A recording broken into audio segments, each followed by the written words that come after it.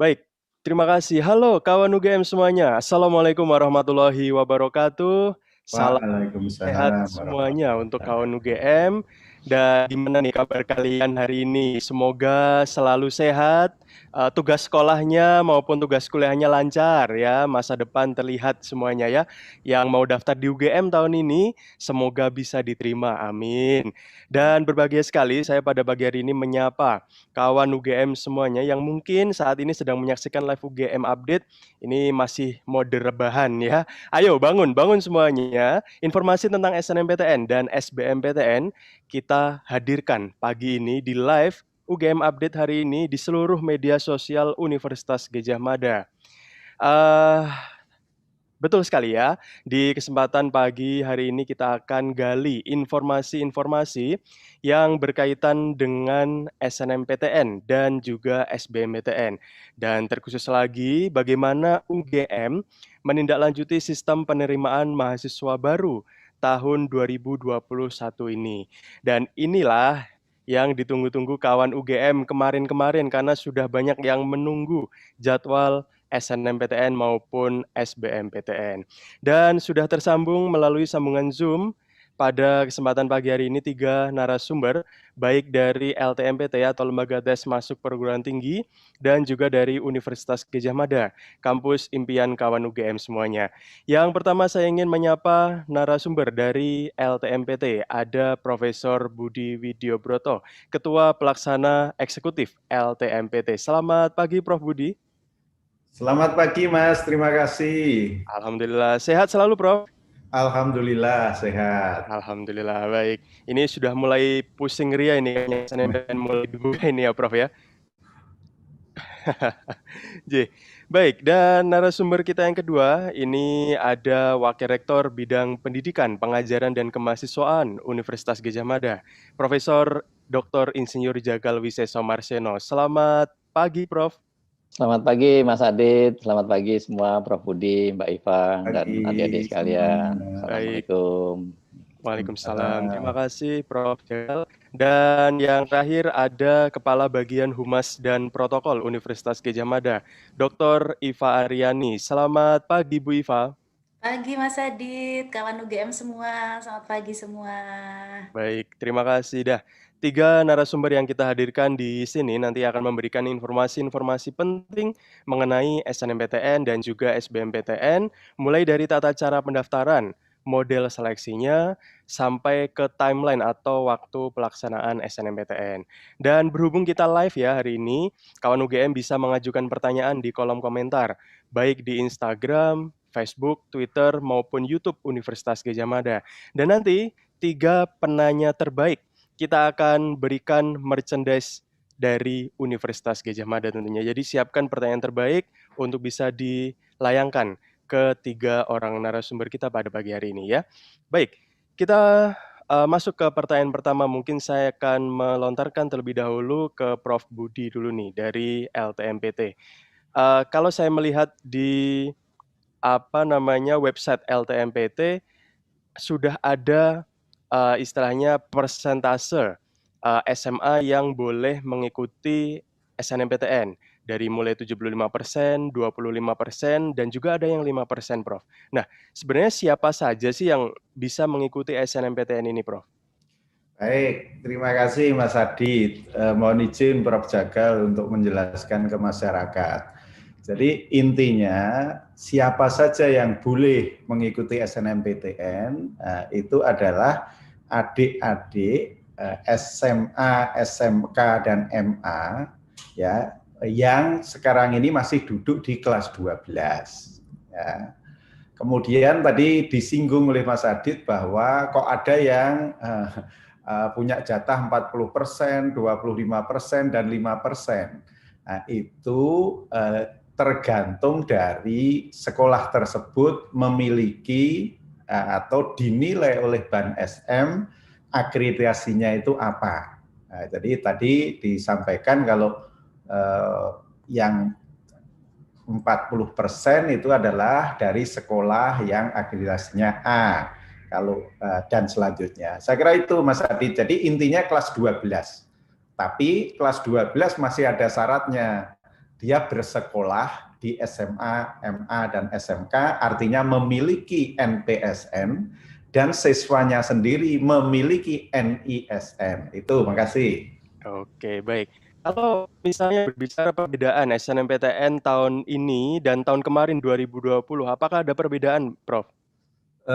Perbedaannya relatif bukan banyak, besar dalam hal prinsip. Jadi begini, kami dari LTMPT itu setiap tahun selalu memberikan kemudahan, artinya kemudahan tapi juga tidak bermasalah begitu. Jadi kami di tahun 2021 ini itu memberi kemudahan kepada sekolah bahwa nilai siswa yang dimasukkan diisikan ke PDSS itu hanya siswa yang eligible saja. Kalau tahun sebelumnya itu kan seluruh siswa kelas paralel di sekolah tersebut itu harus diisikan, yang jumlahnya berarti kan 100%. Nah, sekarang ini hanya tinggal akreditasinya apa, dasar akreditasi itulah siswa yang eligible, dan hanya siswa yang eligible yang diisikan di PDSS. Jadi sangat sederhana, Mas, pengurangan pekerjaan dari sekolah-sekolah yang luar biasa. Makasih. Oke, baik. Terima kasih, Prof. Mungkin ini dari penjelasan Prof. Budi tadi langsung muncul banyak pertanyaan, tapi kita akan tampung dulu untuk pertanyaannya. Kita akan lanjut ke pihak Universitas Gadjah Mada nih, ada Prof. Jagal. Untuk total jumlah mahasiswa baru yang diterima di UGM tahun ini melalui jalur SNMPTN, ada berapa mahasiswa S1 ini, Prof. Jagal? Terima kasih Mas Adit, Prof. Budi, dan Mbak Iva yang saya hormati, dan adik-adik mahasiswa, calon mahasiswa. Pertama, untuk tahun ini kami di UGM ada kebijakan baru untuk daya tampung, terutama dalam hal persentase, Mas Adit. Jadi untuk SNPTN kita 25% dari daya tampung total UGM. Kemudian untuk yang jalur SB MPTN itu 35%. Lalu nanti jalur mandiri kita 40% ya Mbak Iva ya. Nah, total keseluruhan dengan sekolah vokasi itu D4 atau S1 terapan, kami kurang lebih ada 9 ribuan mahasiswa baru nanti. Jadi kalau 25% dari 9 ribuan kurang lebih 2.000 sekian. Ya. Begitu Mas Adit. Ya. Ini termasuk yang SBMPTN atau beda lagi untuk SBMPTN, Prof? Yang SBMPTN 35% dari 9 ribuan tadi. 30%. Jadi Ya, SNMPTN 25%, SBMPTN 30%. 35%, lalu 35%. mandirinya 40%. Oke, untuk mahasiswa baik. baru. Terima kasih, Prof. Jagal. Saya ke Iva nih. Ini apakah semua prodi di UGM ini membuka seleksi jalur SNMPTN? Kabarnya D4 vokasi juga akan ikut dalam SNMPTN ini, Bu Iva. Iya, iya Mas Adit, nyambung tadi yang disampaikan Prof. Jagal, memang perbedaannya di tahun ini sarjana terapan atau D4 yang dulu sekolah vokasi kan, dulu sekolah vokasi ada D3, sekarang sekolah vokasi UGM itu sarjana terapan, itu tahun ini masuk ke SNMPTN. Jadi teman-teman yang ingin menjadi sarjana terapan, mengasah skillnya, milih SNMPTN, di pendaftaran SNMPTN memilih sarjana terapan, tahun ini bisa, gitu Mas Adit.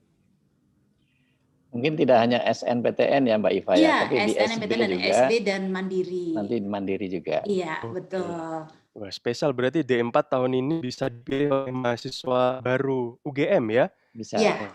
Baik, terima kasih. Bisa jadi alternatif juga kawan UGM, jadi tidak hanya program sarjana, tapi juga program D4 atau sarjana terapan di UGM juga akan dibuka. Baik, saya akan beralih dulu ke Prof. Budi lagi nih, untuk proses seleksinya. Kadang menjadi pertanyaan, ini yang menyeleksi mahasiswa bisa diterima atau tidaknya itu LTMPT kah atau masing-masing perguruan tinggi, Prof? Baik, terima kasih Mas Adit. Ini saya tekankan sekali lagi, ada Prof. Jagal juga, bahwa lembaga tes masuk perguruan tinggi atau LTMPT itu sifatnya hanya memfasilitasi para rektor, para direktur, karena tadi sudah diinformasikan memang betul tahun 2021 ini ada 85 perguruan tinggi, universitas institut, ada 40 politeknik negeri, dan ada 12 Unista. Unista itu hanya yang D4 terapan yang di perguruan tinggi atau institut, di universitas atau di institut. Jadi intinya bahwa sekali lagi kewenangan untuk melakukan seleksi diterima atau tidak diterima itu di perguruan tinggi masing-masing, Mas Adit. LTMPT hanya memfasilitasi. Terima kasih. Oke, kalau terkait dengan alur pendaftaran Prof, ini kan sudah mulai pendataan untuk alur pendaftaran PDSS kalau tidak salah ya, mulai 4 Januari kemarin, Prof. Mungkin bisa dijelaskan, Prof, untuk alurnya dari mulai pemilihan sekolahnya atau mungkin nanti kuotanya itu seperti apa, Prof? Jadi terima kasih Mas Adit. Prinsipnya begini, kalau sekarang kita bicara jalur SNMPTN dulu. Jadi mulai tanggal 23 Desember itu LTMPT melakukan cut-off, mengambil data yang ada di Pusdatin. Jadi sekali lagi bahwa pesan Mas Menteri itu namanya pendidikan itu harus terintegrasi secara vertikal. Sehingga data-data itu mestinya LTMPT yang akan masuk ke perguruan tinggi itu harus diambil dari pendidikan sebelumnya. Sehingga itulah yang sekali lagi kami itu datanya mengambil secara host to host dari data yang ada di pendidikan sebelumnya. Nah, tanggal 23 Desember kita cut off. Kemudian tanggal 28 Desember kita umumkan 56.000 sekolah di Indonesia ini itu ada data seperti berikut, itu terbuka, bisa dilihat oleh siapapun. Di situ akan bisa dilihat sekolah tersebut, data sekolahnya sudah betul atau belum, kemudian jumlah siswanya sudah betul atau belum, termasuk akreditasinya. Nah, kalau sekolah tersebut ternyata merasa tidak benar, itu boleh kita beri waktu masa sanggah, Mas Adit. Jadi artinya masa sanggah itu awalnya kita tetapkan sampai tanggal 15 Januari pukul 15 waktu Indonesia bagian Barat. Tetapi melihat perkembangannya, ternyata kalau ada yang salah, itu harus melalui Dapodik, operator sekolah merubah, kemudian baru dibaca Pusdatin, kemudian dibaca oleh LTMPT. Akhirnya ya sudah, kita undur saja biar tidak ada yang rugi. Itu kita perpanjang sampai tanggal 7 Februari pukul 15 waktu Indonesia bagian Barat. Tujuannya apa? Tujuannya adalah ya yang masih ada masalah itu sampai detik H-1 pengisian PDSS itu masih bisa memperbaiki. Kemudian setelah tahu jatahnya berapa itu Mas Adit, itu sekolah itu menentukan. Misalkan kelas paralel IPA 100 orang, akreditasinya A, berarti kuotanya adalah 40 orang. Sekolah itu akan menentukan 40 orang itu siapa, kan itu. Nah, termasuk sekolah juga tidak bisa semena-mena memilih 40 orang, tetapi ada guidance-nya. Jadi dasarnya itu adalah 6 mata pelajaran yang di-UN-kan. Kemudian sekalian saja kalau ada pertanyaan, Pak, kalau jatahnya tadi kan 40, ya, kalau akreditasi A jumlahnya paralel 100, tapi ranking 1, 4, 5 itu mau sekolah ke luar negeri tidak mendaftar di SNMPTN. Nah, itu jatahnya 37 atau tetap 40 bisa menaikkan ranking berikutnya. Bisa menaikkan ranking berikutnya. Jadi kuotanya adalah 40, ya. Kemudian setelah ditentukan siapa saja yang eligible itu, kemudian sekolah mengisikan di PDSS itu data siswa tersebut, termasuk nilai dan sebagainya. Kemudian setelah itu nanti baru mulai tanggal 15 Februari siswa itu bisa melakukan pendaftaran SNMPTN. Ya, kemudian pendaftaran itu mengisi pilihan perguruan tinggi, kemudian program studi, udah selesai. Kalau yang portofolio harus mengunggah portofolio seni dan keolahragaan. Yang penting saya tekankan sekali lagi adalah bahwa khusus yang jalur SNMPTN ini ada ketentuan dalam hal pemilihan program studi. Ya, setiap siswa itu diizinkan memilih 2 program studi. Tetapi ada ketentuan kalau memilih 2 program studi itu salah satu pilihannya, prodi pilihannya itu harus di perguruan tinggi yang sama provinsinya dengan siswa tersebut. Jadi misalkan dari SMA di Makassar, itu nggak bisa kalau SNMPTN pilihnya di UGM, yang kedua di UI, itu nggak bisa. Harus UGM salah satunya ya di perguruan tinggi di Makassar sana, UNM atau Unhas, kira-kira begitu. Setelah itu ya tinggal nunggu aja Mas, nunggu kita perguruan tinggi Bapak Ibu Rektor WR1 melakukan seleksi, kemudian kita umumkan SNMPTN ini di tanggal 22 Maret 2021. Itu Mas, makasih. Oke, baik. Terima kasih Prof. Budi. Saya ingin mungkin beralih dulu ke Prof. Jagal nih dari pihak Universitas Gadjah Mada. Sebenarnya ini banyak sekali sudah masuk pertanyaan. Ternyata di Instagram kita sudah 1.200 orang yang menyaksikan dan di YouTube kita juga 400 orang yang menyaksikan kawan UGM. Terima kasih sekali yang sudah antusias untuk menyaksikan live UGM update pagi ini. Baik, Prof. Jagal ini tadi menyambung juga tadi salah satu apa yang sudah disampaikan oleh Prof. Budi. Tadi jumlah SNMPTN itu ada 25% dari total mahasiswa di UGM yang akan diterima. Persisnya berapa sih untuk angkanya untuk program S1? Ya, S1 dan diploma itu nanti gabung 25% Mas Adit. Dari 9.000 berapa Mbak Iva ya? 9.000 sekian ya. Nah, itu untuk 2021 kami sedang memproses daya tampung Pak Budi. Ini kan baru aja kemarin surat dari Pak Budi ke rektor, kemudian rektor sedang membahas dengan para dekan. Ini belajar dari tahun 2020 persisnya ya 9.000, hanya 9.100-an kalau nggak salah. Jadi 25% dari itu, ya 2.000 sekian. Oke. Untuk yang SNMPTN. Baik. Nah, ini terkait dengan salah satu pertanyaan dari netizen juga dan ini juga masuk di pertanyaan saya nih, Prof. Apakah daerah asal sekolah ini menjadi salah satu pertimbangan untuk bisa lolos SNMPTN di UGM? Iya, kalau SNPTN itu tadi seperti yang dijelaskan oleh Prof. Budi, kami akan menerima hasil seleksi dari LTMPT, kemudian di UGM, itu ada proses-proses seleksi oleh sebuah tim yang diketuai oleh Prof. Wahyudi. Nah, di dalam tim itu juga akan mempertimbangkan nanti pertama prestasi sekolahnya, kemudian prestasi mahasiswa selama di UGM. Jadi asal sekolah itu menentukan, kemudian juga prestasi dari lulusan sekolah tersebut di UGM. Kemudian faktor yang lain adalah nanti kalau dilihat ada semacam portofolio, itu juga nanti kan kami pertimbangkan untuk yang SNPTN. Nah, jadi pertimbangannya cukup banyak untuk masuk ke UGM.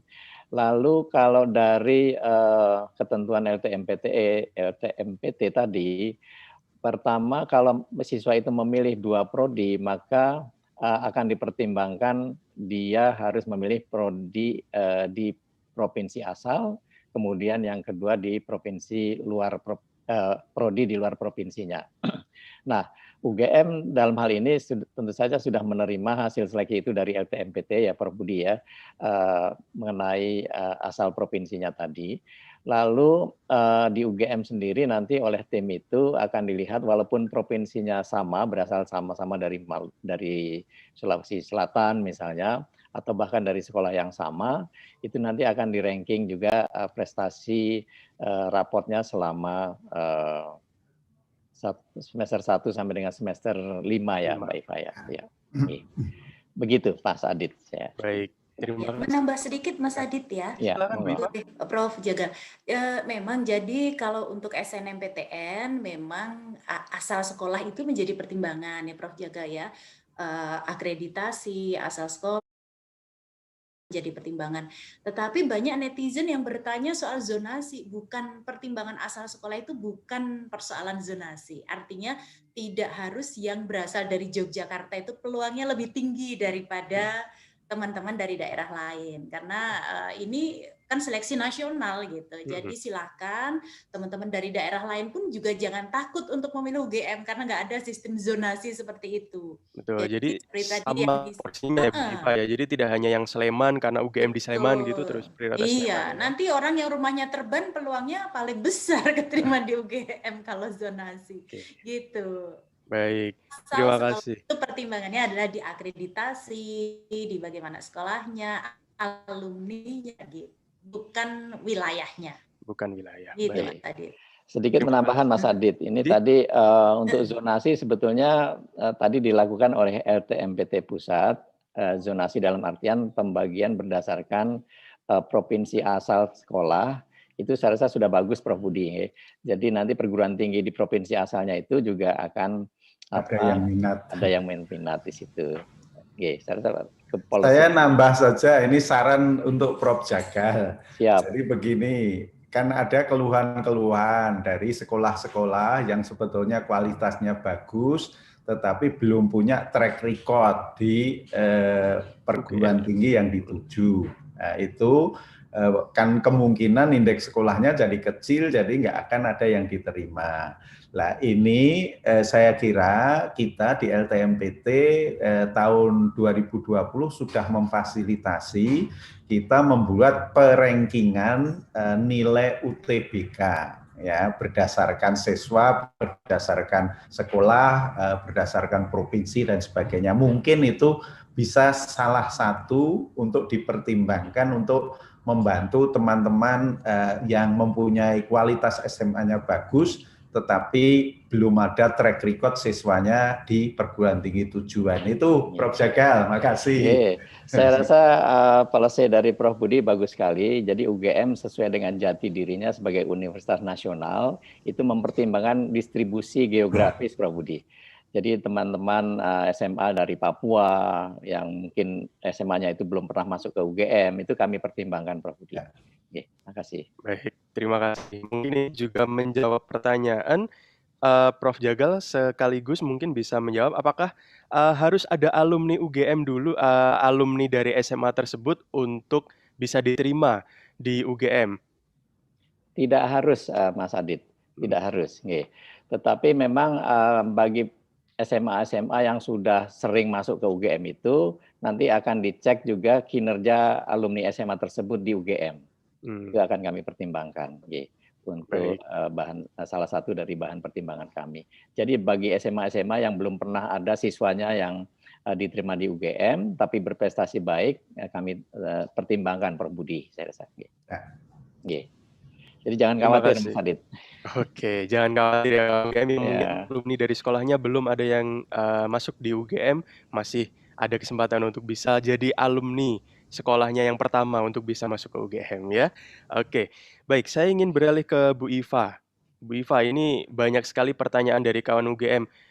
Dari tahun ke tahun pasti ada prodi yang bisa dikatakan persaingannya ketat, ada yang persaingannya mungkin ya biasa gitu. Nah, mungkin bisa dijelaskan Bu Iva, prodi apa sih yang paling ketat, dari mulai yang paling ketat sampai yang paling ringan, baik untuk program Saintek dan juga Soshum, Bu Iva? Ya, pertanyaan seperti itu sering muncul ya Mas Adit ya, dan biasanya bertanya begini, yang saingannya paling sedikit, yang masuknya gampang di UGM prodi apa? Waduh, susah itu menjawabnya karena hampir semua prodi di UGM persaingannya lumayan gitu ya, dan memang dibutuhkan kerja keras untuk bisa menjadi mahasiswa UGM. Tetapi kalau saya boleh sampaikan, infokan Mas Adit untuk selektivitas ya, perbandingan selektivitasnya. Kalau untuk Soshum itu yang paling tinggi masih ekonomi, Fakultas Ekonomika Bisnis, manajemen itu paling tinggi, masih tinggi sekali gitu. Lalu kemudian kalau untuk Saintek di Soshum ilmu komunikasi juga tinggi, teman-teman yang ingin masuk ilmu komunikasi, ilmu HI, manajemen, hukum itu tinggi. itu lumayan tinggi daya saingnya. Lalu kemudian kalau yang saintek, kedokteran, yang pengen jadi dokter itu juga masih tinggi selektivitasnya. Mudah-mudahan di masa pandemi COVID seperti ini juga tetap banyak yang berminat untuk menjadi dokter ya, karena ini dokter harus kerja keras di masa-masa seperti ini. Itu selektivitas untuk dokter juga tinggi, Mas Adit. Lalu kemudian ini seperti tadi disampaikan Prof. Jagal, kan tahun ini sarjana terapan juga sudah mulai masuk di SNMPTN dan SBMPTN serta mandiri itu. Kalau untuk sarjana terapan, soshumnya pengelolaan arsip itu juga tinggi, yang termasuk yang tinggi ya, pengelolaan arsip. Lalu kemudian yang sainteksnya manajemen informasi kesehatan, itu peminatnya tinggi. Jadi ada beberapa hal itu. Tapi kembali lagi seperti tadi saya sampaikan, bukan berarti yang lain-lainnya itu peminatnya sedikit gitu ya. Jadi tetap kawan UGM harus fokus berjuang kalau mau milih ke prodi yang diinginkan, karena memang persiapan akademis nih yang benar-benar harus digenjot oleh kawan UGM. Gitu Mas Adit.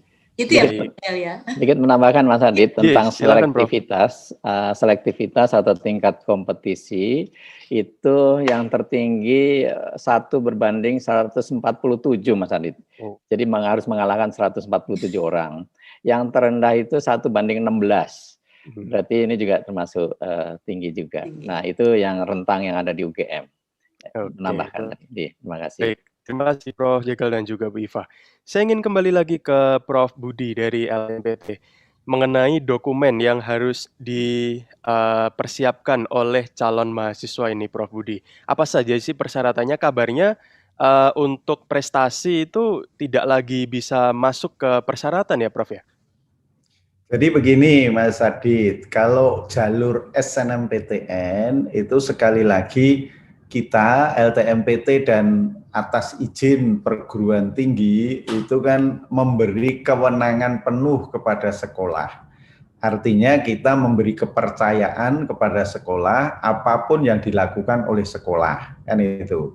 Sehingga di jalur SNMPTN ini sebetulnya sekolah itu banyak bicara, karena sekali lagi tadi sekolah kan memilih 40 orang itu.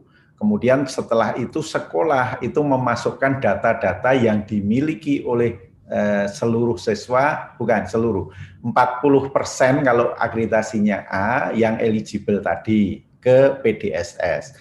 Kemudian si siswa itu sebetulnya tidak banyak dokumen yang harus diupload, dimasukkan, tinggal mengisi saja. Jadi biodatanya itu sudah ada pada waktu membuat akun LTMPT, kemudian nanti pada saat pendaftaran SNMPTN itu tinggal menambahkan data-data yang dibutuhkan. Sebagai contoh, perguruan tinggi tujuan, kemudian prodi yang dipilih, kemudian pas foto dan sebagainya, kira-kira seperti itulah. Tapi pada prinsipnya dokumen-dokumen itu semua masih disimpan oleh yang bersangkutan. Ya, nanti setelah pengumuman dan lolos, istilahnya bukan lulus tapi lolos, karena sekali lagi nanti masih tergantung dari perguruan tinggi tujuan itu. Jadi nanti akan pada saat registrasi biasanya dilakukan verifikasi dokumen-dokumen termasuk raport dan sebagainya, sehingga perguruan tinggi itu masih berhak untuk misalkan oh ini sekolah ini siswa ini nggak benar, ternyata manipulasi nilai raport dan sebagainya, oh kok lebih dari sekian, ya sudah nggak jadi diterima, itu haknya perguruan tinggi. Saya kira itu Mas Adit. Jadi kalau yang kaitannya dengan kejuaraan itu saya kira masih tetap kita akomodir ya, artinya maksimal mengupload berapa sertifikat kejuaraan yang itu nanti sekali lagi akan dipakai oleh perguruan tinggi tujuan untuk melakukan proses pertimbangan pada waktu proses seleksi. Saya kira itu Mas Adit, terima kasih. Baik, terima kasih Prof. Budi. Tadi menyinggung soal lolos SNMPTN nih. Ada pertanyaan dari kawan UGM, Prof. Budi. Apabila nanti sudah lolos SNMPTN, apakah masih bisa mendaftar SBMPTN atau ujian mandiri, baik di perguruan tinggi yang sama atau yang berbeda, Prof? Baik, ini juga ada tanda petik protes gitu ya dari beberapa orang yang sudah diterima di SNMPTN tahun 2020, tapi karena diterima di luar negeri ditinggalkan, tapi karena COVID nggak jadi, termasuk pertanyaannya itu apakah tahun 2021 ini juga masih boleh mendaftar SBMPTN kan itu. Nah ini prinsipnya begini, sekali lagi karena setiap tahun itu lulusan SMA itu kan ada 2,4 juta ya. Kemudian kita itu di LTMPT atas izin perguruan tinggi itu sudah selalu memfasilitasi ada 2 jalur SNMPTN dan SBMPTN. Ya, yang totalnya 2 ini itu pendaftarnya kurang lebih sudah 1,3–1,4 juta. Padahal yang diterima totalnya itu ya 200 sekian ribu, kira-kira hampir 240–250 ribu. Nah, artinya apa? Tadi Prof. Jagal juga sudah sampaikan, yang ditolak itu kan banyak sekali, ya kan? Artinya kita itu memberi kesempatan kepada adik-adik yang sekali lagi betul-betul berkeinginan dan betul-betul juga sekali lagi mempunyai kesempatan. Jadi memang betul bahwa adik-adik hati-hati kalau milih program studi, kalau yang senang satu ya pilih satu saja untuk SNMPTN, nggak usah 2. Kecuali kalau pilihan 1, pilihan 2 sama senangnya. Ya, itu monggo silahkan. Karena apa? Karena kalau sudah diterima di jalur SNMPTN itu tidak diizinkan atau secara sistem itu ditolak untuk mendaftar UTBK SBMPTN. Artinya tidak boleh. Akibatnya apa? Mohon maaf, kalau misalkan tidak bisa mendaftar UTBK berarti tidak mempunyai nilai UTBK. Padahal beberapa perguruan tinggi itu mensyaratkan harus memiliki nilai UTBK karena dipakai salah satu kriteria untuk seleksi masuk jalur mandiri, kan kira-kira gitu. Sehingga makanya harus hati-hati, termasuk sekarang 2021 ini beberapa perguruan tinggi kelembagaan dari artinya lembaga lain kayak Kementerian Keuangan, ESDM, kesehatan dan sebagainya itu juga banyak yang menggunakan nilai UTBK untuk salah satu kriteria seleksi masuk ke perguruan tinggi negeri kelembagaan tersebut. Saya kira itu Mas Adit. Jadi intinya jangan dan nggak boleh. Kalau kaitannya boleh di mandiri atau enggak itu Prof. Jagal yang berhak untuk menjawab. Karena secara sistem belum terintegrasi di kita. Makasih. Oke, terima kasih sudah ya. Mohon izin menambahkan Mas Adit. Silakan Prof. Disampaikan oleh Prof. Budi tadi benar bahwa UGM pun mengadopsi kebijakan dari Prof. Budi tadi bagi adik-adik mahasiswa yang sudah diterima melalui jalur SNMPTN tidak akan lagi diterima di jalur SBMPTN maupun UM. Jadi ini untuk distribusi tadi pemerataan sehingga jangan sampai ada kursi kosong nantinya di UGM itu. Karena eman-eman ya Prof. Budi ya tadi. Ya. Spiritnya begitu. Oke, matur nuwun. Terima kasih. Sekaligus saya ingin menanyakan Prof. Jagal, ini ada pertanyaan dari UGM ini. Misalkan saya juara lomba debat bahasa Inggris Prof. Jagal, tapi saya ingin masuk di jurusan yang tidak ada sastra Inggrisnya. Apakah nanti sertifikat saya bisa dipertimbangkan, Prof? Ya, jadi kesepakatan dengan para dekan dalam rapat beberapa bulan yang lalu, itu bagi adik-adik yang berprestasi, nanti prestasinya itu tidak disinkronkan dengan program studi tujuan. Misalnya dia menang Olimpiade Fisika, tapi mau masuk ke Fakultas Kedokteran, itu tetap kami akan pertimbangkan, kami terima. Gitu. Jadi tidak ada itu harus kecocokan antara prestasi di SMA dengan keinginan pada saat dia kuliah di UGM. Oke, gitu. Jadi misalnya saya lomba bahasa Inggris menang gitu tidak harus masuk sastra Inggris gitu ya, Prof? Tidak harus. Oke, baik. Terima kasih Prof. Jagal. Lalu ada lagi nih Prof. Jagal terkait dengan pilihan 1 dan pilihan 2. Ini apakah nanti UGM untuk pilihan keduanya itu akan istilahnya di nomor 2-kan juga Prof daripada pilihan pertama? Oh, enggak. Jadi memang antara minat ya dengan kompetensi itu dua hal yang berbeda. Kalau pilihan pertama menunjukkan minat memang, tetapi pilihan keduanya dia juga mungkin orang pandai sebetulnya. Nah, itu juga akan kami pertimbangkan Pak Adit. Jadi tidak berdasarkan kalau pilihan kedua lalu di-reject begitu ya, tidak. Tetapi untuk dalam hal ini prodi-prodi semua bahkan prodi yang ada di UGM itu pilihan kedua juga akan dilihat skornya. Seperti itu. Baik, terima kasih Prof. Jagal. Bu Iva, ini ada pertanyaan yang masuk dari kawan UGM nih. Untuk persentase calon mahasiswa di luar Jawa yang masuk di UGM ada berapa persen ya Bu Iva? Persentase mahasiswa yang diterima dari luar Jawa. Dari luar Jawa. Semua, untuk semua jalur. Untuk semua jalur mungkin ini ya, karena pertanyaan juga sekilas hanya mahasiswa di luar Jawa persentasenya berapa gitu? Iya, kalau selama ini mahasiswa dari luar Jawa banyak ya Prof Jagal ya, dan di UGM itu hampir semua provinsi ada yang mewakili menjadi mahasiswa UGM. Kita juga punya mahasiswa yang jalur afirmasi ya Prof Jagal dari daerah 3T dan lain sebagainya, itu banyak. 34 provinsi ada semua di UGM. Iya, ada yang mewakili semua. Memang distribusi terbesar adalah dari DIY dan Jawa Tengah. Gitu. Mungkin pertimbangan dari orang tua masing-masing mahasiswa itu dekat dengan orang tua, jadi mereka memilih sebagai pilihan pertama. Begitu, Mas Adi. Oke, baik.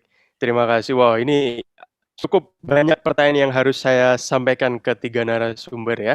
Mungkin saya ingin ke Prof Budi dulu nih, ke LTMPT. Dari pertanyaan pertama ini ada pertanyaan yang cukup umum sebenarnya, tapi membingungkan juga ini Prof. Misal saya mau pilih jurusan C di Universitas A dan jurusan C di Universitas B. Tapi Universitas A dan B tidak berada di satu provinsi dengan sekolah asal. Apakah diizinkan?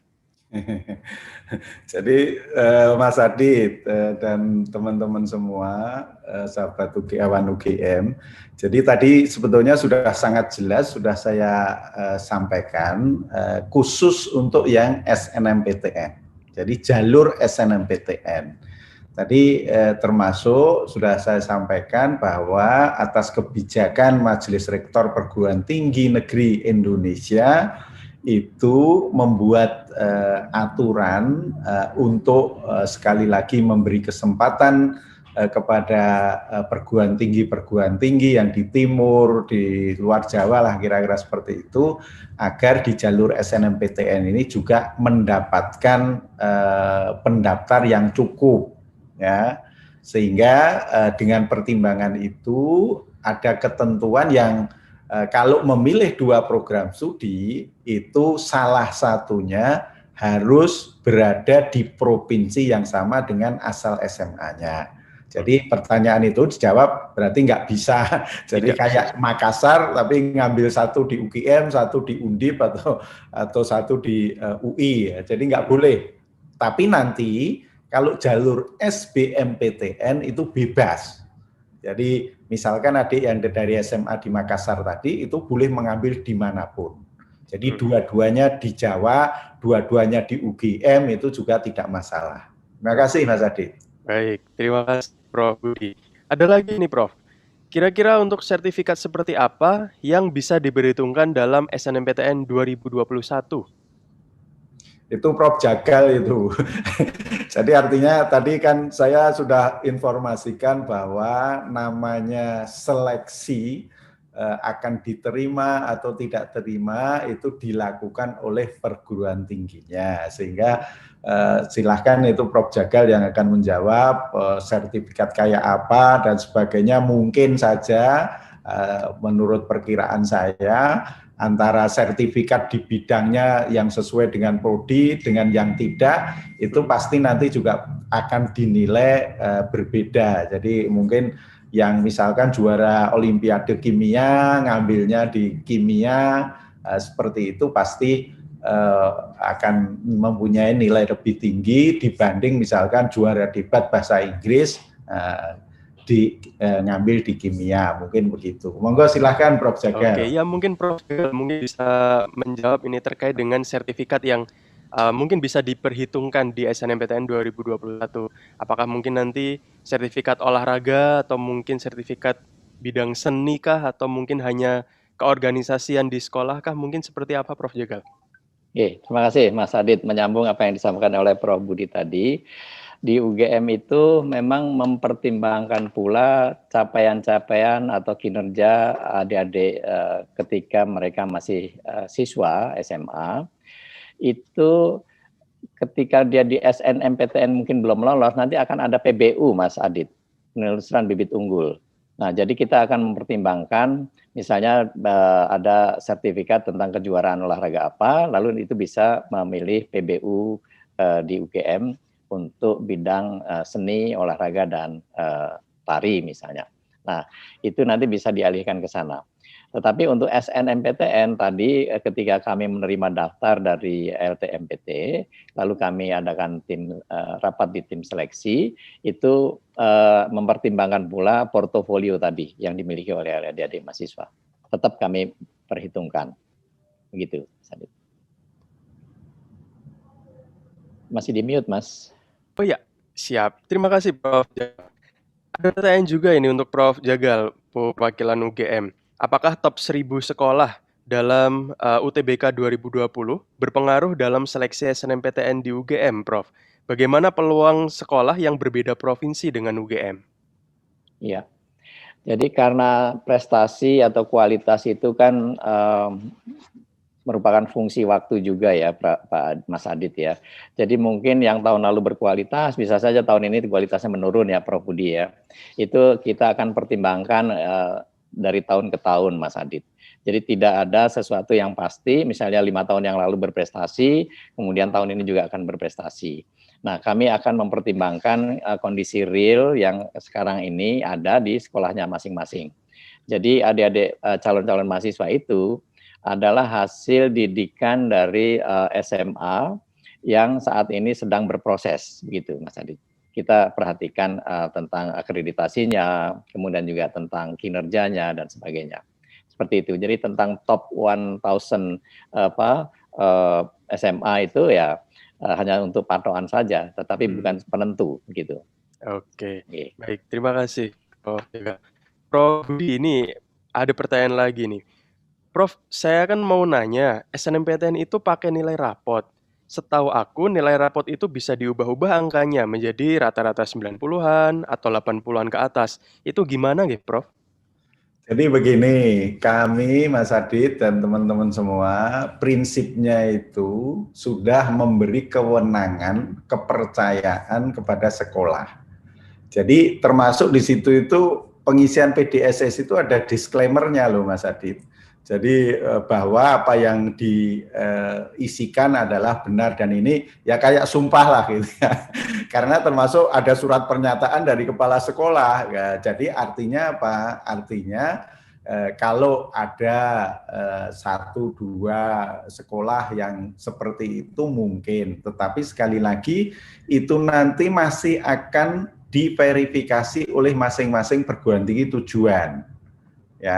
Ya mungkin saja bisa juga ya namanya rapat kan bisa diganti juga Pak dan sebagainya lah itu berarti membohongi tapi caranya udah agak pinter gitu.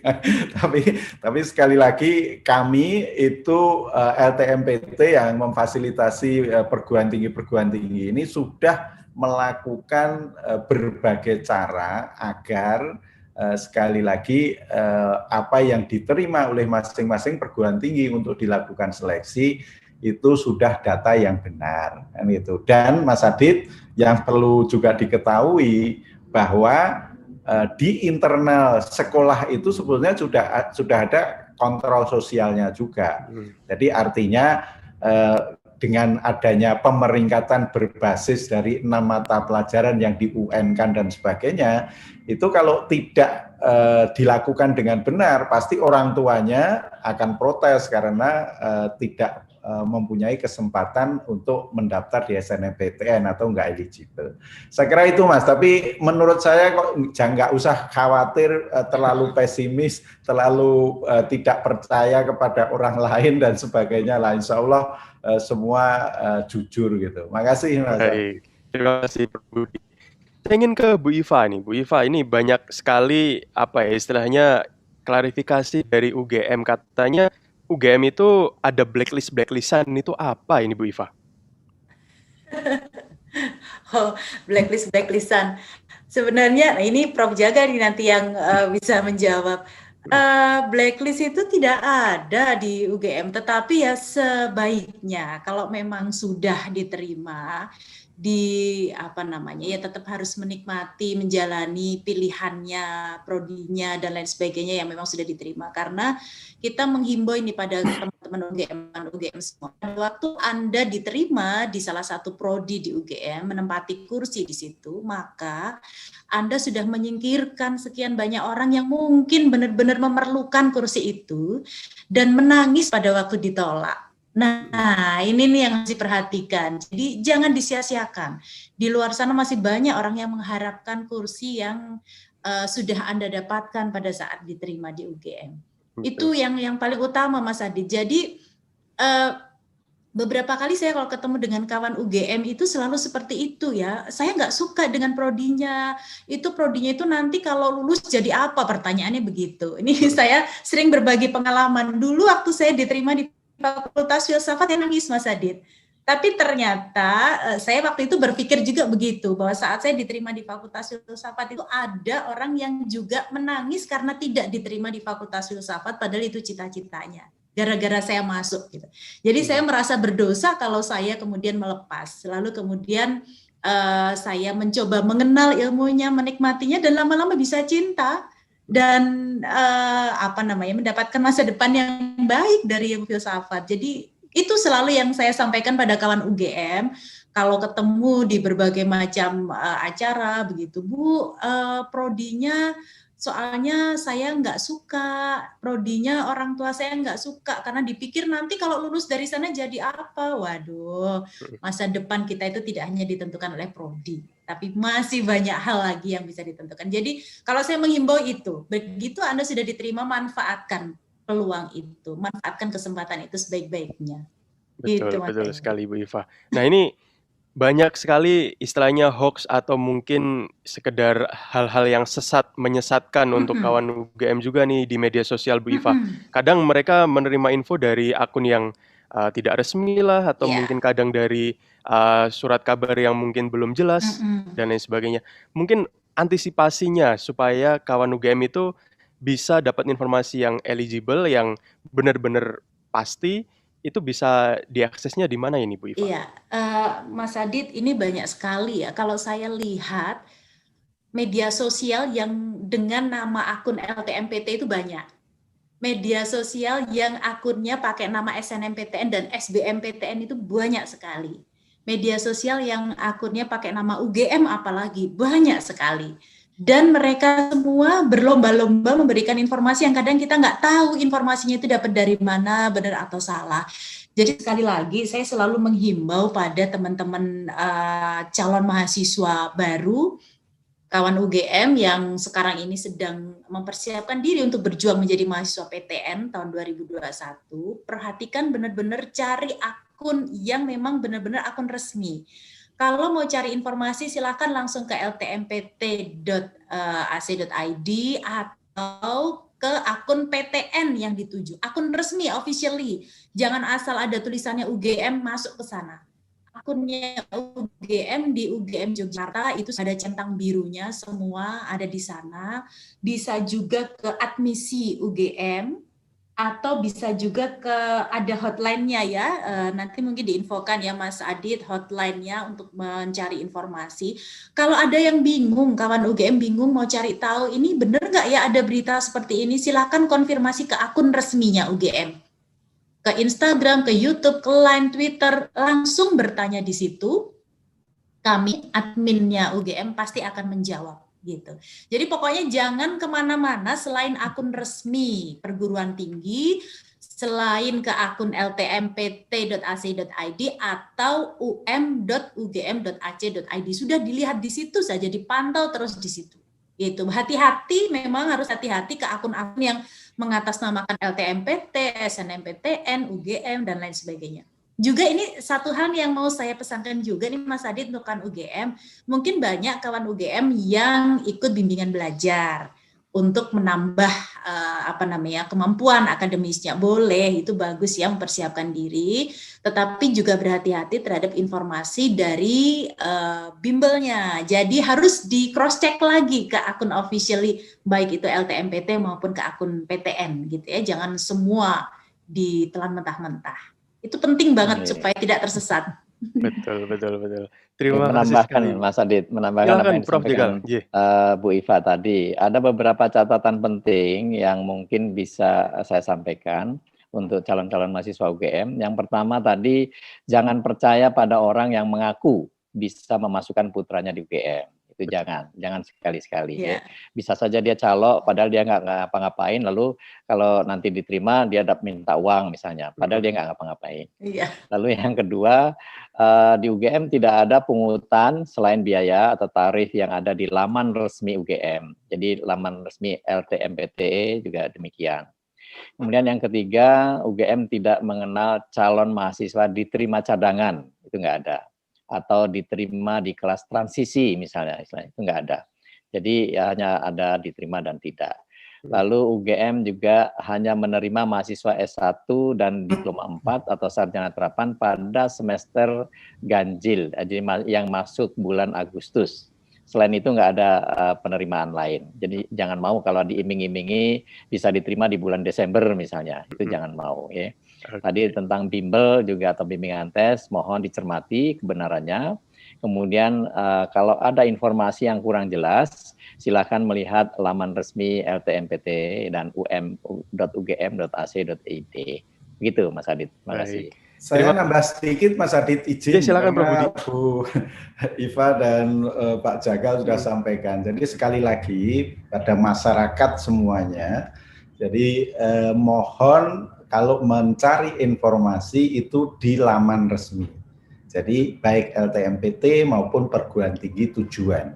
Betul. Karena pada prinsipnya itu kita melayani luar biasa kepada masyarakat itu. Sebagai contoh, di LTMPT itu selain kita punya web ya resmi LTMPT, punya alamat email, punya telepon, itu 2 sambungan, kemudian ada call center kami yang bekerja sampai jam 8 malam ya, ada 12 agen setiap harinya komputer, kemudian ada helpdesk Halo LTMPT. Selain itu di media sosial Twitter, Instagram, Facebook, YouTube itu juga kita informasikan.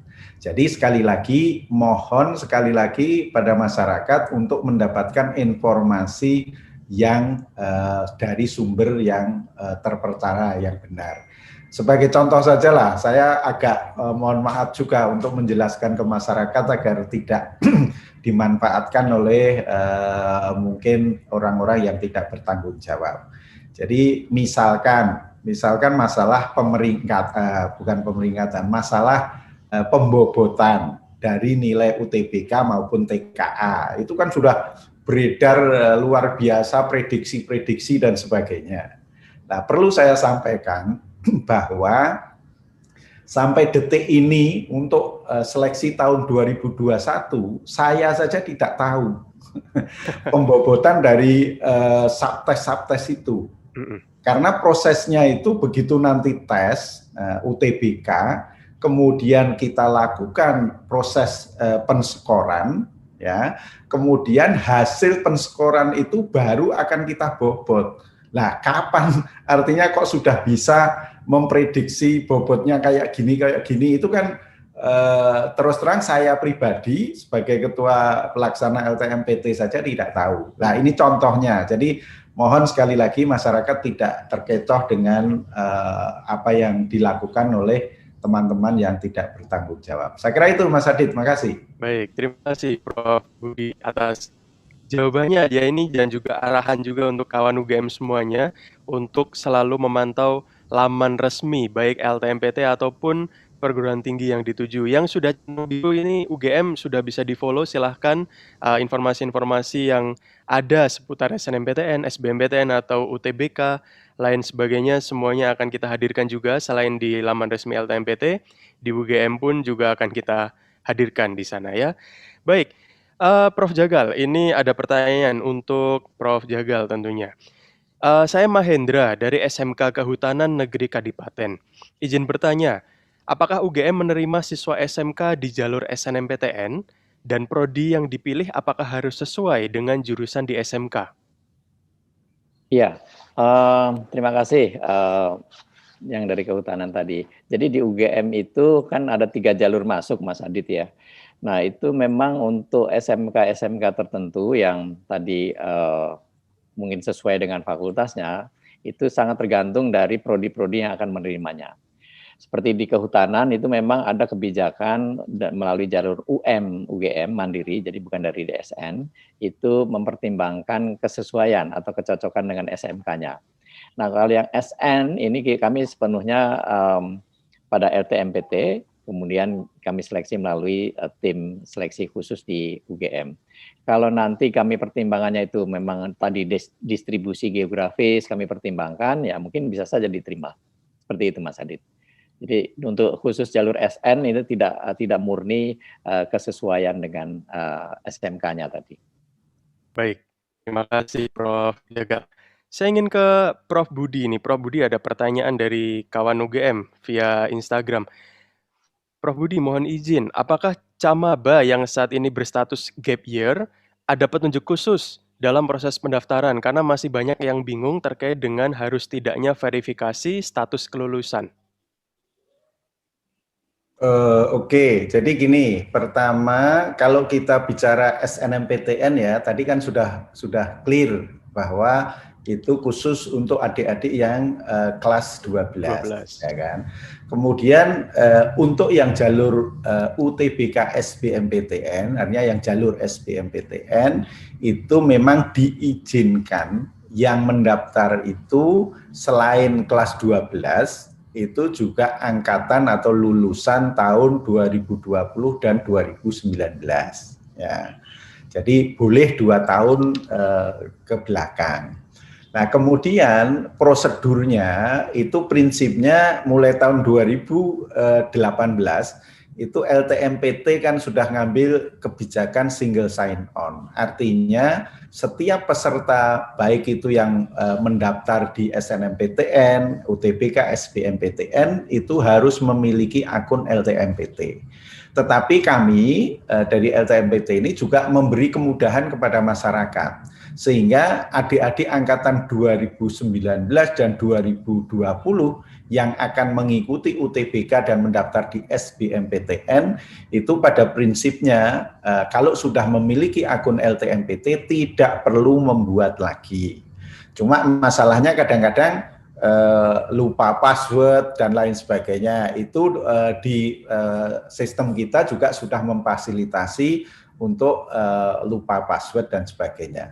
Jadi itu Mas, yang penting sekali lagi kalau lulusan tahun 2019-2020 akan mengikuti SBMPTN UTBK itu enggak masalah.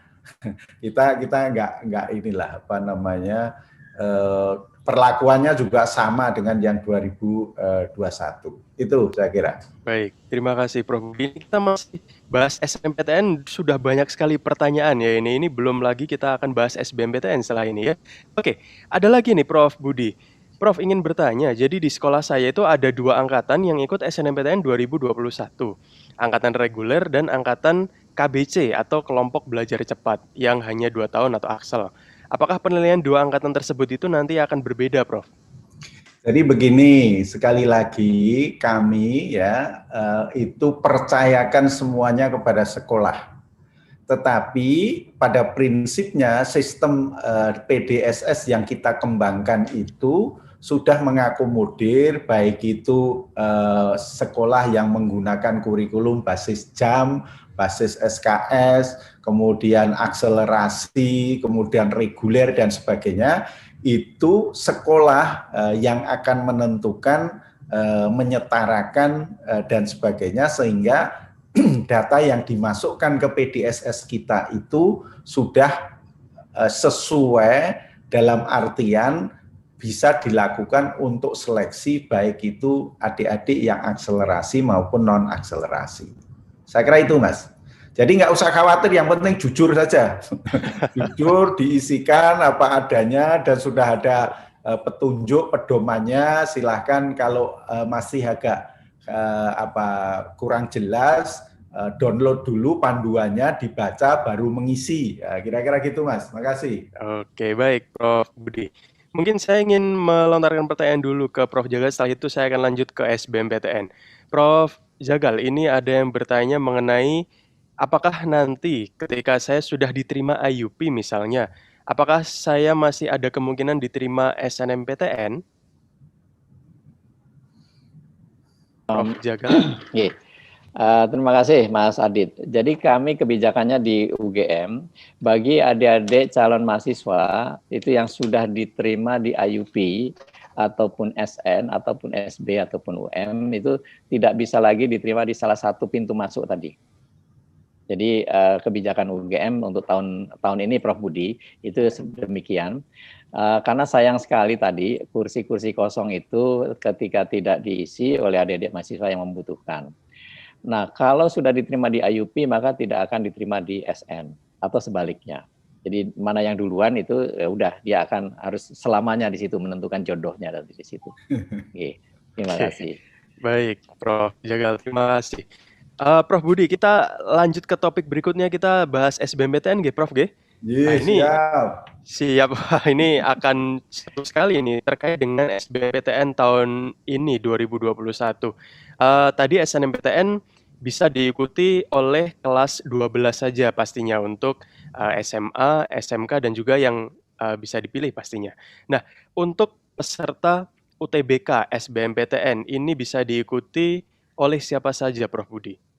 Jadi sekali lagi ya saya sampaikan bahwa untuk jalur SBMPTN atau mendaftar UTBK itu pada prinsipnya bisa diikuti ya adik-adik yang kelas sekarang duduk di kelas 12, kemudian adik-adik lulusan tahun 2020 dan adik-adik yang lulusan tahun 2019 ya. Kemudian selain itu juga bisa diikuti oleh adik-adik yang dari paket C, ya, paket C. Tetapi mohon maaf, kita batasi adik-adik yang dari paket C itu pada tanggal 15 Juli 2021 itu umurnya maksimal 25 tahun. Jadi ya sekali lagi kami mohon maaf lah kalau ada yang 30 tahun ingin melanjutkan atau 35 tahun itu sementara belum bisa yang melalui jalur SBMPTN, mungkin jalur yang lain lah, mandiri atau apa itu mungkin di perguruan tinggi ada yang mengakomodir.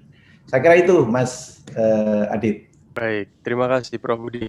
Terkait dengan tes UTBK, ini apakah sama seperti tahun-tahun sebelumnya atau ada perubahan, Bro? Baik, terima kasih Mas Adit. Mohon betul-betul diperhatikan teman-teman UGM ya. Jadi intinya begini, pertama kalau ditanya beda atau tidak beda, jadi 2021 ini kita masih akan melakukan tes dengan protokol COVID-19. Dengan protokol kesehatan yang ketat, itu yang pertama. Kemudian yang kedua, bedanya apa? Kalau dari sisi metodenya itu sama dengan tahun sebelumnya dengan UTBK. Ya, UTBK, ujian tulis berbasis komputer, kita belum berani dengan sistem 100% online, ini masih semi ya. Kemudian kalau kita lihat materinya, ini yang beda Mas. Jadi artinya Kalau 2020 itu materinya yang diteskan hanya TPS saja, tes potensi skolastik saja. Di tahun 2021 ini ada 2, yaitu tes potensi skolastik dan tes kompetensi akademik, baik itu Sosum maupun Saintek, tergantung pilihan yang akan diambil oleh adik-adik. Kemudian kalau kaitannya dengan maksimal atau hanya diizinkan 1 kali tes masih sama. Kemudian 2021 ini juga masih sama 2020 kaitannya dengan pengumuman nilai UTBK. Jadi 2021 ini pendaftaran UTBK dan SBMPTN itu masih menjadi satu kesatuan waktu yang sama. Sehingga mohon maaf kondisinya belum ideal, kita belum bisa melakukan UTBK seperti tahun 2019. Jadi nilai itu kita umumkan, kemudian adik-adik yang sudah punya nilai, tahu posisi secara nasional dan sebagainya, baru memilih perguruan tinggi dan program studi. Itu belum bisa. Jadi artinya 2021 itu masih adik-adik begitu baru mau tes UTBK sudah diminta memilih perguruan tinggi mana, prodi apa, kemudian nilai itu akan kita umumkan nanti setelah pengumuman SBMPTN. Mungkin barang 2 jam setelah itu atau 1 hari setelah pengumuman. Saya kira itu, Mas Adit. Baik, ini banyak pertanyaan juga Prof. Budi. Karena mungkin banyak ingin lintas jurusan begitu ya Prof ya. Misalnya saya dari IPA ingin mendaftar di akuntansi misalnya. Saya harus mengambil tes yang sosum atau yang campuran, Prof? Jadi begini, intinya sekali lagi tergantung dari adik-adik itu mau mengambil kelompok ujian apa. Jadi kalau misalkan mengambil dua-duanya program studi Saintek, berarti dia harus ikut ujian kelompok Saintek. Tapi kalau dua-duanya itu mengambil di Sosum, maka mengikuti ujian Sosum. Ujian Sosum itu artinya tesnya itu TPS dan TKA Sosum. Tetapi kalau akan mengambil 1 program studi di IPA, 1 di IPS, itu berarti harus mengambil kelompok ujian campuran. Ya, artinya dia harus mengikuti tes potensi skolastik, kemudian ikut tes kompetensi akademik Saintek, dan juga ikut TKA Sosum. Saya kira itu, Mas Adit. Baik, terima kasih Prof. Budi. Prof, ini ada yang bertanya langsung Prof, karena kita baru saja membuka diskusi tentang SBMPTN, langsung ada yang bertanya. Mengenai, karena ini kita masih di masa pandemi COVID. Jika saat UTBK, siswa dinyatakan positif COVID-19, apakah tetap boleh mengikuti ujian? Bila boleh, bagaimana protokolnya? Apakah diberikan ruang khusus? Ya, jadi gini, insya Allah semua sehat. Jadi jangan berpikir yang negatif dulu, gitu. Tapi kalau kita bicara menerapkan protokol kesehatan, itu yang kita lakukan pasti pusat UTBK akan bekerja sama dengan Satgas COVID daerah, kan gitu. Jadi termasuk misalkan kalau UGM kemarin kan ya tenang-tenang saja, kira-kira gitu. Tapi kalau ada di beberapa kabupaten kota termasuk Surabaya itu kan harus peserta semua menunjukkan hasil swab test misalkan. Nah, ini nanti kita akan bicara, kita sama-sama dengan Satgas Covid daerah. Dan pertanyaannya adalah kalau ternyata nanti pas sakit dan hari-harinya juga masih sakit gimana Pak? Itu insya Allah nanti kita bicarakan nanti kalau terjadi. Jadi kayak tahun kemarin itu kan ada akomodasi kira-kira gitu ya. Jadi kita lakukan, tapi juga sekali lagi pada tanggal tertentu kalau masih positif ya sudah berarti nggak nggak mungkin kita mengakomodir membuat ruangan khusus yang ada adik-adik yang sedang COVID diminta ujian, mungkin nervous luar biasa dan sebagainya. Tapi intinya itu insya Allah nggak usah berpikir yang negatif dulu, Mas. Terima kasih. Baik, terima kasih. Tetap harus berpikiran yang positif ya, yang bagus ya, supaya imun kita sehat, imun kita kuat, sehingga bisa ikut UTBK atau mungkin SNMPTN. Begitu ya, Prof Budi ya? Betul. Oke, baik. Bagaimana Prof Jagal untuk kesiapan pelaksanaan UTBK atau SBMPTN untuk tahun ini, Prof?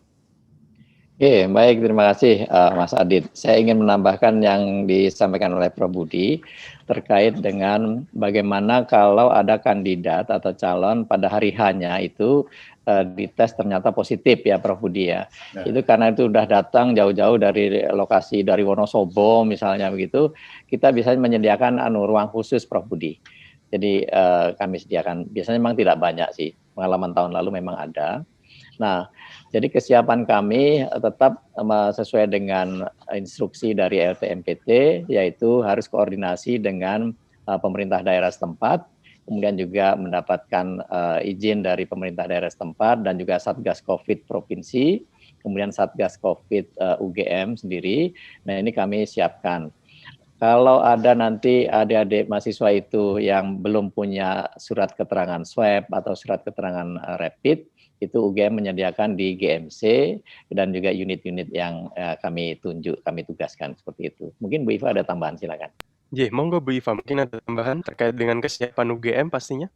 Iya, yang pasti benar-benar protokol kesehatan itu kita junjung tinggi, kita jaga, kita berharap seperti tadi yang Prof Budi sampaikan semuanya sehat. Tetapi seandainya pada waktu pelaksanaan UTBK lalu kemudian diketahui ada yang sakit, nah UGM siap mengantisipasi itu. Baik, terima kasih Bu Iva dan Prof Jagal. Prof Budi, ini banyak pertanyaan dari netizen mengenai jumlah soal untuk UTBK. Ada berapa jumlah soal? Dan juga dengan pembagian waktunya, berapa waktu untuk TPS, berapa waktu untuk TKA? Jadi begini, Mas Adit, ini mumpung juga ada Pak WR. Jadi prinsipnya memang betul kita itu harus selalu mempertimbangkan Undang-Undang ITE. Ya. Tetapi di Undang-Undang ITE itu pun itu ada namanya informasi itu yang harus disampaikan ke publik, tapi ada informasi yang boleh kita kecualikan. Ya, itu penting. Jadi namanya terbuka, transparan itu tidak harus telanjang, kira-kira kan gitu. Sehingga mohon sekali lagi kami itu juga diberi keleluasaan untuk bisa menjustifikasi, dan itu juga sudah kita rancang apa-apa yang boleh kita informasikan keluar atau tidak. Kalau ada pertanyaan itu nanti berlanjutnya begini, jumlahnya berapa, setelah itu kan ada subtes, untuk yang TPS ada 4, kemudian yang TKA ada 4, itu masing-masing bobotnya untuk mengambil prodi ini itu berapa dan sebagainya, pasti pertanyaannya akan ke sana. Yang perlu saya sampaikan adalah adik-adik itu ya, yang penting siap untuk tes, mau soalnya berapapun, waktunya berapapun, itu kalau siap nilainya semua maksimum, insya Allah mau masuk kemanapun juga diterima. Itu intinya di situ. Jadi kita itu ada guide-nya, itu memang misalkan, oke, kalau yang mengambil kelompok ujian Saintek, itu harus mengambil TPS dan TKA. TKA yang diujikan apa? Itu ada matematik, fisika, kimia, dan biologi. Kemudian kalau mengambilnya Saintek, waktunya berapa? 190 menit, udah sampai di situ. Itu. Kemudian kalau yang sosum, ya sama, mengambil TPS, kemudian TKA sosum, yang terdiri dari geografi, sejarah, sosiologi, dan ekonomi. Waktunya berapa? 195 menit. Termasuk nanti contohnya kayak apa toh, itu namanya TPS atau TKA itu pada saatnya itu biasanya juga kita informasikan, kita upload di web LTMPT. Jadi kira-kira itu Mas ya. Sekali lagi kami mohon pengertiannya, hal-hal yang sifatnya itu kita rahasiakan biar nggak gegeran di masyarakat, kira-kira gitu. Terima kasih. Betul, betul sekali. Yang penting persiapan itu harus maksimal, biar hasilnya juga maksimal tentunya ya. Oke, Prof. Budi, ini untuk timeline tadi SNMPTN disampaikan kita mulai registrasi 4 Januari ini sampai dengan nanti tanggal 1 Februari. Ada juga nanti pengisian PDSS, penetapan siswa eligible oleh sekolah, pendaftaran SNMPTN nanti mulai 15 Februari sampai ke pengumuman tanggal 22 Maret. Bagaimana kalau SBMPTN? Apakah sudah ada jadwalnya, Prof? Sudah Mas, jadi sekali lagi di PPT yang kita tayangkan pun itu sudah kita upload di web LTMPT. Tapi intinya adalah registrasi akun pada saat kita bicara SBMPTN itu tanggal 7 Februari sampai 12 Maret. Tetapi untuk adik-adik yang telah memiliki akun yang kelas 12 berarti tidak perlu buat lagi. Digunakan itu kalau tidak diterima di SNMPTN bisa dipakai untuk SBMPTN. Kemudian pendaftaran UTBK itu sendiri waktunya pendek 15 Maret sampai 1 April. Ya, jadi itu. Kemudian kalau tesnya itu juga sudah kita tentukan ada 2 gelombang, masing-masing gelombang 7 hari. Jadi artinya setiap hari itu ada 2 sesi, jadi kita ada 28 sesi. Nah, gelombang 1 itu akan kita laksanakan mulai tanggal 12 sampai 18 April 2021, kemudian yang gelombang 2 itu mulai tanggal 26 sampai 2 Mei. Ini gelombang 1 maupun gelombang 2 itu di bulan puasa. Insya Allah kondisi COVID-19 ini malah bagus lah. Tidak membawa makanan, tidak apa, ini kan saya kira akan lebih bagus. Kemudian nanti terakhir akan kita umumkan SBMPTN kita ini tanggal 14 Juni 2021. Sehingga perguruan tinggi itu punya waktu yang cukup untuk melakukan seleksi mandiri. Saya kira itu Mas, makasih. Baik, terima kasih Prof. Budi. Untuk Prof. Jagal, banyak pertanyaan. Ini SNMPTN, UGM pasti ikut, SBMPTN juga, lalu UTBK pasti. Bagaimana dengan jalur penerimaan yang lain, Prof? Apakah PBU masih ada? Masih ada. Yeah. Jadi, Mas Adit, sesuai dengan tradisinya UGM itu akan membuka 3 jalur tadi, SNMPTN, kemudian SBMPTN, dan ujian mandirinya. Nah, di dalam ujian mandiri itu ada nanti termasuk PBU, kemudian juga nanti ada IUP, ya itu termasuk di dalam mandiri. Nah, jadi adik-adik mahasiswa yang perlu diingat adalah ketika sudah diterima di salah satu jalur masuk tadi, tidak boleh lagi nanti atau tidak akan diterima untuk diterima di prodi yang lain. Kalau daftarnya sih boleh, tapi kalau diterimanya tidak. Kan sayang, eman-eman gitu ya. Nah, oleh karena itu ketika memilih pilihan pertama itu di prodi mana, itu harus betul-betul dipikirkan, direnungkan, lalu didaftar melalui jalur SN atau SB atau UM atau IUP-nya tadi. Seperti itu, Mas Adit. Baik, terima kasih. Bu Iva, ini ada banyak yang minta istilahnya wejangan atau saran, mungkin karena Bu Iva juga seorang dosen nih. Apa sih tipsnya atau mungkin saran bagi calon pendaftar SNMPTN, SBMPTN, maupun jalur penerimaan lainnya, mungkin yang jalur mandiri, pastinya dalam menentukan prodi, program studi yang akan dipilih sesuai dengan minat dan juga kemampuan masing-masing. Oke, ya, makasih Mas Adit. Satu hal yang ingin saya sampaikan pada kawan UGM yang mau masuk dan memilih perguruan tinggi negeri favorit, kita bercita-cita boleh, cita-cita itu bagus ya, maksudnya mendorong kita untuk berusaha semaksimal mungkin mengejar cita-cita itu. Tetapi satu hal yang harus diingat-ingat juga bahwa di SNMPTN, SBMPTN maupun mandiri ini, di jalur mandiri kalau di UGM, kawan UGM ini tidak hanya bersaing dengan teman-teman satu kelas atau satu sekolah saja, tapi bersaing dengan teman-teman seluruh Indonesia. Jadi dalam pemilihan prodi benar-benar harus diperhatikan, kita memilih prodi yang sesuai dengan baju kita lah gitu. Baju yang bagus dipakai oleh Mas Adit kan belum tentu bagus saya pakai gitu. Jadi jangan memilih prodi berdasarkan tren. Oh, teman-teman saya itu sekarang lagi pada seneng milih sastra Korea misalnya karena sedang booming drakor, K-pop, terus milih ke sana. Padahal kita tidak punya kemampuan, tidak punya passion di bidang itu. Jadi silakan teman-teman pilih benar-benar prodi yang sesuai dengan kemampuan, yang teman-teman suka, minati, dan lain sebagainya. Jangan memilih prodi karena terpengaruh orang lain. Nah, banyak tuh yang bertanya juga, biasanya yang memilihkan orang tua gitu. Nanti orang tua mikirnya, wah harus jadi dokter, jadi insinyur itu yang paling keren misalnya. Ya, kita mulailah memberikan pemahaman pada orang tua gitu ya, bahwa dimanapun kita belajar, dimanapun kita menuntut ilmu, kalau itu memang sesuai dengan kemampuan kita, sesuai dengan passion, minat, kita akan menjadi orang yang sukses di sana.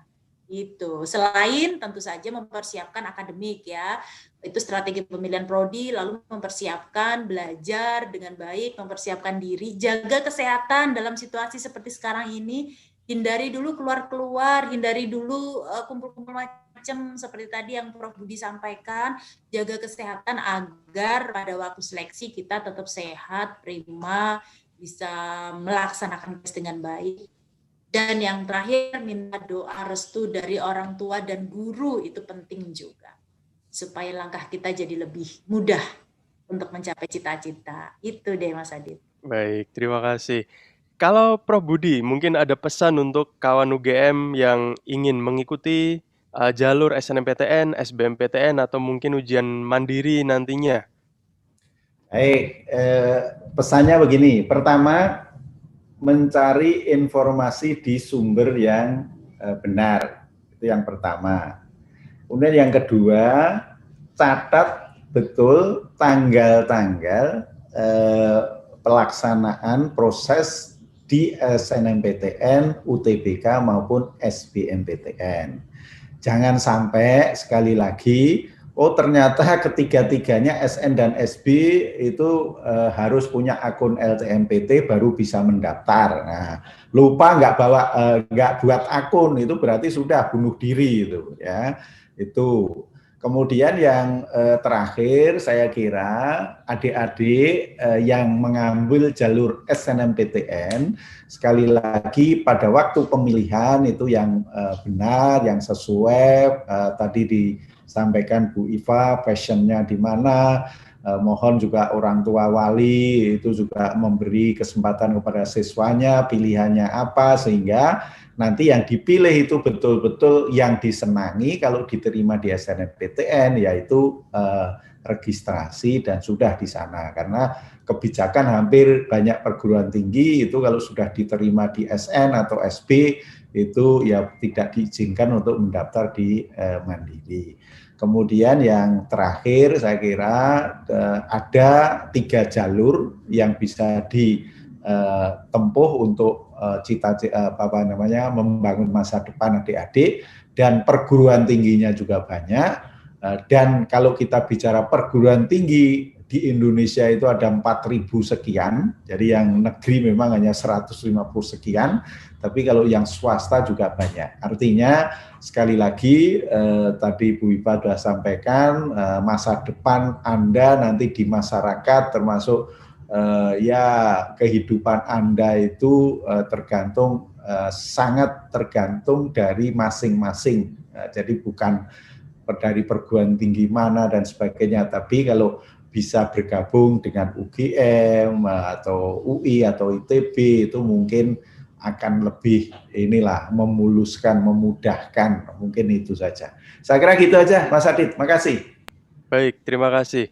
Lalu saya ingin minta pendapat juga nih dari Prof. Jagal untuk memberikan saran kepada kawan UGM pastinya yang ingin mendaftar di UGM. Mungkin tipsnya, langkah-langkahnya biar bisa diterima atau mungkin cara pilih jurusan yang benar seperti apa ini Prof. Jagal? Iya, ini ibaratnya seperti milih jodoh kali ya, sesuai dengan apa hati Hati ya, nurani. Prof. Ya. Tapi juga selain hati nurani, mungkin juga ada hasil-hasil penginderaan dari adik-adik SMA itu, ilmu-ilmu yang dibutuhkan di masa depan itu apa, yang sesuai dengan tadi hati nurani tadi. Ya, itu satu hal. Jadi jangan sampai sudah memilih prodi A itu ternyata setelah diterima menyesal, ya itu jangan. Itu lalu nanti tidak akan berprestasi, itu tidak boleh. Nah, seperti yang Bu Iva tadi sampaikan. Kemudian yang kedua, jangan ikut-ikutan pada teman atau teman memilih prodi A lalu ikut-ikut sana semua, itu tidak. Sehingga nanti ketika sudah diterima di UGM biasanya yang ikut-ikutan itu tidak menunjukkan prestasi, Mas Adit. Ya itu yang berbahaya bagi dirinya sendiri maupun masa depannya. Nah, kemudian di era pandemi ini memang tadi kesehatan harus dijaga sehingga ketika tes di SB maupun UM itu kondisinya betul-betul prima seperti itu, Mas Adi. Saya rasa itu nih. Baik, terima kasih sarannya Prof. Jagal. Terima kasih juga perwakilan dari LTMPT Prof. Budi. Terima kasih atas kehadirannya. Bu Iva, Kabag Humas dan Protokol UGM, terima kasih. Dan untuk kawan UGM semuanya, informasi resmi SNMPTN, UTBK, ataupun SBMPTN, teman-teman sudah bisa mulai akses di laman ltmpt.ac.id ya. Sekali lagi di ltmpt.ac.id, di sana sudah lengkap semuanya. Dari mulai informasi SNMPTN dan juga UTBK SBMPTN. Untuk daftar program studi, daya tampung, persyaratan jurusan, atau mungkin info jalur penerimaan mahasiswa baru lainnya, teman-teman bisa akses di laman um.ugm.ac.id untuk UGM ya. Dan untuk pendaftaran IUP atau Program Internasional Gelombang Pertama akan dibuka sampai dengan tanggal 8 Februari 2021. Dan untuk tahu lebih lanjut tentang program IUP bisa menyaksikan tayangan UGM Update edisi Bincang-Bincang IUP di YouTube-nya Universitas Gadjah Mada. Pendaftaran dan informasi lainnya teman-teman bisa akses di laman um.ac.id.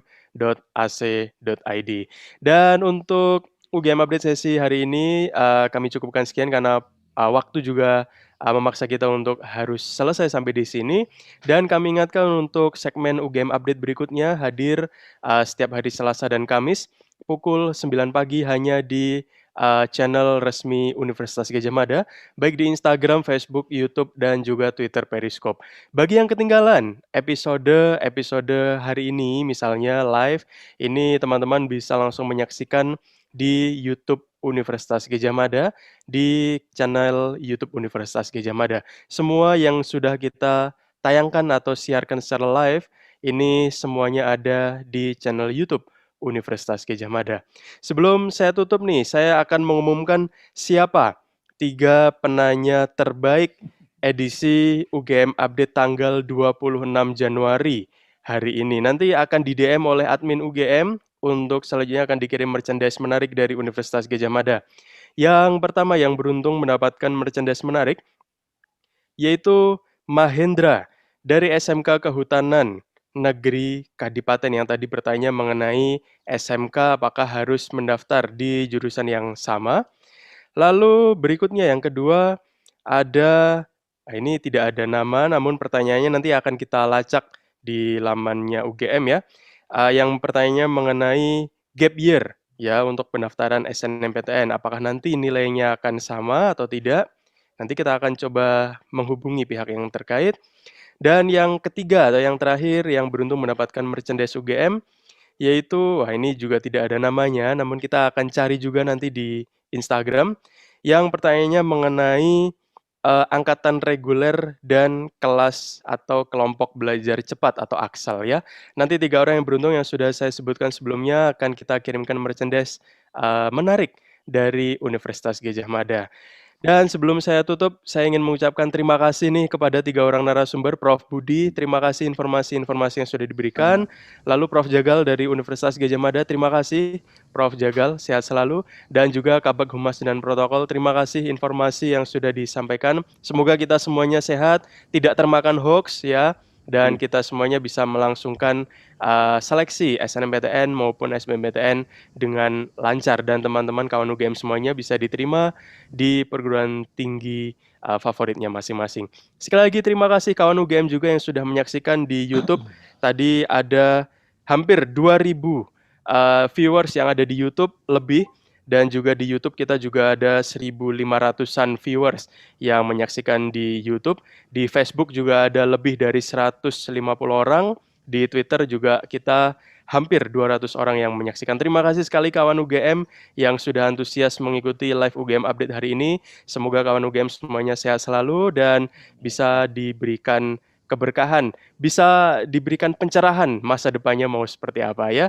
Jaga kesehatan selalu, tetap patuhi protokol kesehatan 3M, tetap kenakan masker dimanapun teman-teman berada, jaga jarak, dan jangan lupa mencuci tangan dengan sabun dan air mengalir. Terima kasih atas perhatiannya, salam sehat selalu. Assalamualaikum warahmatullahi wabarakatuh. Sampai jumpa. Waalaikumsalam warahmatullahi wabarakatuh. Waalaikumsalam warahmatullahi wabarakatuh. Terima kasih Mas Prof. Budi. Adit.